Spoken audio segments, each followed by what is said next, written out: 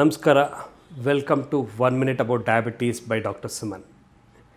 ಇವತ್ತಿನ ದಿವಸ ಒಂದು ಒಳ್ಳೆ ಮಾಹಿತಿ ತಿಳ್ಕೊಳಕ್ಕೆ ಬಂದಿದ್ದೀವಿ. ಏನಪ್ಪ ಅಂದರೆ, ಡಯಾಬಿಟಿಕ್ ಪೇಷಂಟ್ಸ್ಗೆ ಜ್ವರ ಬಂದರೆ ಏನು ಮಾಡಬೇಕು, ಮಾತ್ರೆ ತೊಗೊಬೇಕು, ಮಾತ್ರೆ ತೊಗೊಬಾರ್ದು, ಅದಕ್ಕೆ ಯಾವ್ದಾರ ಬೇರೆ ಡಾಕ್ಟರ್ ಹತ್ರ ಹೋಗಬೇಕು ಅಥವಾ ನಿಮ್ಮ ಡಯಾಬಿಟಿಸ್ ಡಾಕ್ಟರ್ ಹತ್ರನೇ ಹೋಗ್ಬೋದು ಅಂತ ಎಲ್ಲರಿಗೂ ಗೊಂದಲ ಇರುತ್ತೆ.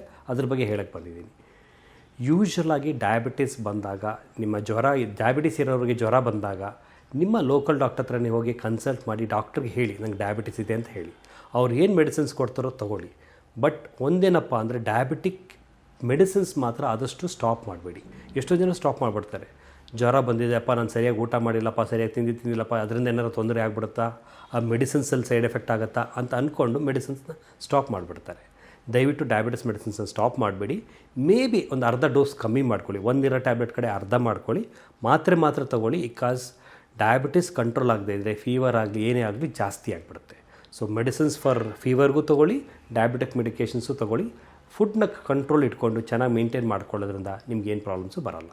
ಸೊ ಡಯಾಬಿಟಿಸ್ ಪೇಷಂಟ್ಸು, ಫೀವರ್ ಇರೋರು ಯಾವತ್ತೂ ಮಾತ್ರೆ ಮಿಸ್ ಮಾಡಬಾರ್ದು. ಗೊತ್ತಿದೆ ಅಂದ್ಕೊಳ್ತೀನಿ.